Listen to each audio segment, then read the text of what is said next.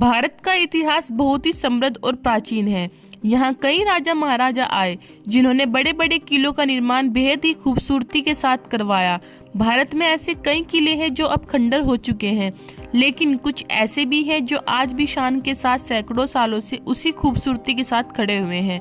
चलिए आज हम आपको भारत के उन विशाल किलों के बारे में बताते हैं जिनके बारे में जानने के बाद आपको बेहद गर्व होगा। साथ ही सैर करने के लिए भी एक बार जरूर जाएं। हेलो गाइस, मैं आप सभी का अपने यूट्यूब चैनल पर स्वागत करती हूँ। चलिए जानते हैं मेहरानगढ़ किले के बारे में, जो कि जोधपुर में है। भारत का सबसे बड़ा मेहरानगढ़ किला 410 फीट की ऊंचाई पर स्थित है। 1200 एकड़ के विशाल क्षेत्र में फैले इस किले को अच्छी तरह से संरक्षित किया गया है। आज भी ये किला पूरी महिमा के साथ जोधपुर की शान बना हुआ है। प्रभावशाली वास्तुकला के साथ किले में काफी अच्छे से काम किया गया है, जो कि पर्यटकों के लिए देखने लायक जगह बनती है। चलिए जानते हैं ग्वालियर किले के बारे में, जो कि मध्य प्रदेश में है।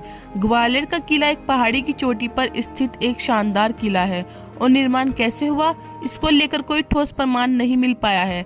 ऐसा माना जाता है कि सूरज सेन ने इस किले का निर्माण किया था और उन्होंने इसका नाम एक संत के नाम पर रखा था, जिन्होंने उनके कुष्ठ रोगों को ठीक किया था। और अगर रिकॉर्ड्स की बात करें तो बाद के वर्षों में किले पर हुनों, तोमरों, मुगलों और मराठों ने कब्जा कर लिया था। बलुआ पत्थर की दीवारों से घिरा यह किला प्राचीन भारत की रॉयल्टी का एक शानदार उदाहरण है। चलिए जानते हैं लाल किले के बारे में, जो कि दिल्ली में है। यह निसंदेह देश के सबसे प्रतिष्ठित स्मारकों में से एक है, जिसे 17वीं शताब्दी में निर्मित किया गया था। यह लाल बलुआ पत्थर से बनाया गया है और इसलिए इसे आमतौर पर लाल किले के रूप में जाना जाता है। किला परिसर काफी बड़ा है और इसमें दीवाने खास, दीवाने आम, नहरें, बहिष्ट और मोती मस्जिद जैसे कई आकर्षण हैं। यहाँ आकर आपको भारतीय और फारसी वास्तुकला का अच्छा खासा मिश्रण देखने को मिल जाएगा। चलिए जानते हैं आगरा के किले के बारे में, जो कि आगरा में है। यह ऐतिहासिक आगरा का किला 1573 के आसपास बनाया गया था और 1638 तक मुगल राज्यों के शाही निवास के रूप में कार्य करता था। रिकॉर्ड को देखा जाए तो ये देश का एकमात्र किला है जहाँ सभी मुगल सम्राट रहते हैं।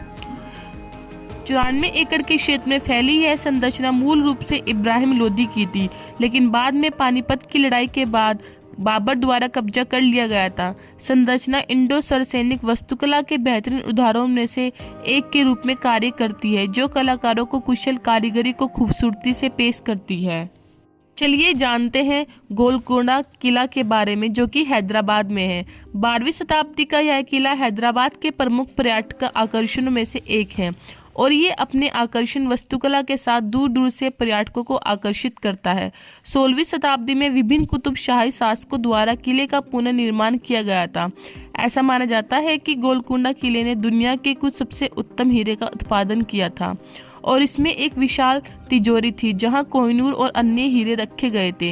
ये किले अपनी खूबसूरती वास्तुकला के लिए भी जाना जाता है। यहाँ प्रवेश द्वार पर एक हल्की आवाज से ही पूरा किला गूंज उठता है।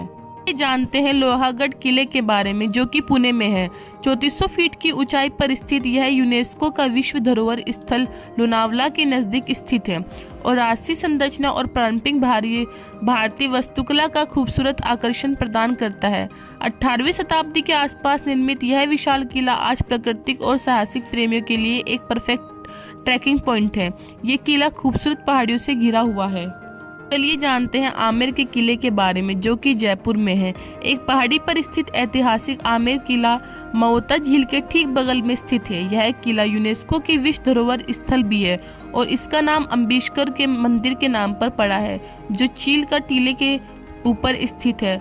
पूरी तरह से लाल पत्थर से बना आमेर किला एक वास्तुकला का दावा करता है, जो यहाँ आने वाले हर पर्यटकों को आकर्षित करता है।